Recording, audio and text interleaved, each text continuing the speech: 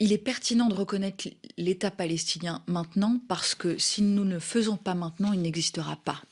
Vous l'avez dit, il y a beaucoup de gens dans la société française qui se réclament de la solution à deux États, un État israélien et un État palestinien vivant en paix et en égale sécurité côte à côte. Mais il y a bien peu de gens qui font ce qu'il faut pour que cette solution à deux États ne meure pas. Aujourd'hui, cette solution à deux États, elle est menacée de mort parce que le gouvernement israélien, celui de M. Netanyahou, veut faire le grand Israël du fleuve à la mer en préparant l'annexion de la Cisjordanie et en préparant l'occupation durable de la bande de Gaza. C'est-à-dire que le gouvernement israélien, et il le dit, il ne s'en cache pas, veut annihiler toute perspective d'existence d'un État palestinien. C'est cette situation à laquelle la reconnaissance de l'État palestinien par la France répond.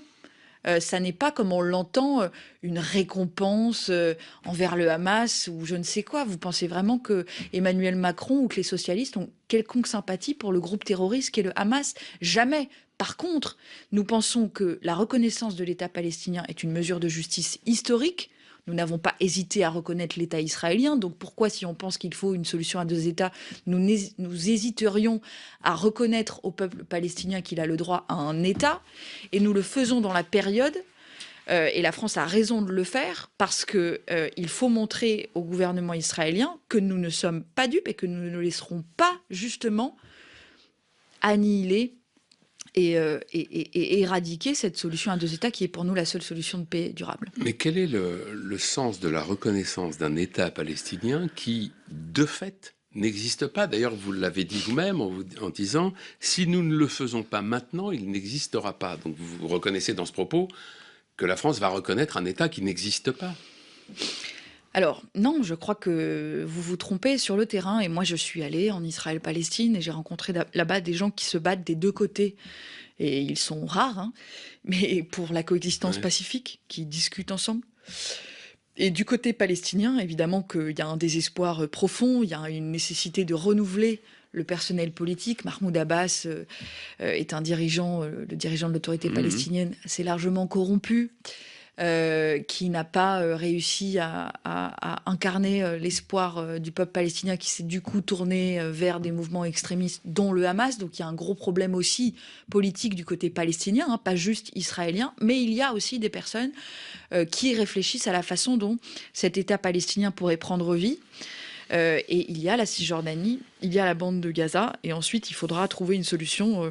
Il y a plusieurs pistes qui sont sur la table. La piste d'une confédération où vous aurez un État palestinien, un État israélien, dans lequel, en Israël, il y a déjà 2 millions de Palestiniens. En Palestine, il y a aussi des gens qui, en Cisjordanie, ont la nationalité israélienne, qui pourront choisir de retourner dans l'un ou l'autre des États. Mais à terme, il faudrait qu'il y ait une liberté de circulation. Enfin, moi, je pense que pour Israël-Palestine, c'est le modèle de l'Union européenne qui conviendrait le mieux, voyez, de coexistence pacifique, par la mise en commun aussi des ressources. Nous avons fait la paix avec l'Allemagne, nous, Français, en mettant en commun les ressources de la guerre, le charbon et l'acier. Et puis, progressivement, en décrétant une liberté de circulation, une coopération économique. Ça a pris des décennies.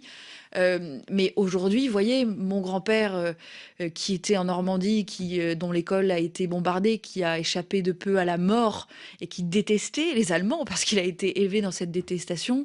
Moi, sa petite fille, je considère que les Allemands et les Allemandes sont mes frères et sœurs. Je n'ai plus du tout. Mhm. En l'espace de 2 générations, toute cette haine accumulée entre deux peuples peut disparaître. Moi, je veux délivrer ce message d'espoir. C'est très difficile dans la période parce que malheureusement, voilà, un génocide est en train d'être commis dans la bande de Gaza. On a un gouvernement israélien messianique. On n'a pas beaucoup de perspectives politiques non plus du côté palestinien. Donc la situation est vraiment de l'ordre du désespoir, mais du coup, c'est notre devoir, à nous responsables politiques qui voulons la justice et la paix entre ces deux peuples, d'essayer de trouver des solutions d'avenir. Et donc, la reconnaissance de l'État palestinien dans ce contexte me paraît tout à fait indispensable. Est-ce que vous êtes favorable aux sanctions économiques contre Israël? Tout à fait. Alors moi, comme députée européenne, j'ai constaté avec énormément de choc et de l'inaction totale et la complicité de l'Union européenne et des dirigeants européens depuis 2 ans. La complicité Avec ce que fait le gouvernement israélien dans la bande de Gaza. C'est-à-dire qu'on a mis 1 an et demi avant de pouvoir adopter une résolution sur ce qui se passait à Gaza. Nous l'avons adoptée en l'occurrence la semaine dernière. C'est la première résolution qu'adopte le Parlement européen depuis que je suis élue, depuis le 9 juin 2024, sur ce qui se passe à Gaza. Parce que vous avez la droite et l'extrême droite qui refusent d'aborder la situation et qui pensent qu'en fait, il n'y a pas d'urgence. Et nous, groupe socialiste, deuxième plus grand groupe du Parlement, qui préférerions que le Parlement européen se taise plutôt qu'il n'adopte un texte ouvertement pro-Netanyahou. Parce que malheureusement, la majorité de droite et d'extrême droite nous aurait conduit à cela. Nous avons réussi à faire adopter la semaine dernière une résolution qui, pour la première fois, reconnaît déjà l'existence d'une famine organisée dans la bande de Gaza par le gouvernement israélien, qui demande la suspension de l'accord d'association entre l'Union européenne et Israël sur le volet commercial, qui demande la suspension du soutien financier de l'Union européenne à Israël et qui demande de sanctionner les ministres génocidaires du gouvernement Netanyahou. Donc c'est un progrès et c'est suite à cette pression politique-là que nous avons posée avec mon groupe socialiste et démocrate que la Commission européenne a enfin mis sur la table des sanctions. Maintenant, ces sanctions doivent être validées par les chefs d'État. Donc c'est aux États de prendre leurs responsabilités et de voir ce qui est en train de se passer. Aujourd'hui, si vous êtes pour la solution de paix à 2 États, il faut faire pression sur le gouvernement israélien. Sinon, ça ne fonctionnera pas. Donc, il faut sanctionner Netanyahou. Il faut suspendre l'accord d'association. Il faut décréter un embargo sur les armes. Tout ça, ce sont des instruments de pression. Et c'est maintenant qu'il faut avoir la lucidité et la fermeté de les utiliser. Ce conflit occupe une place très importante dans le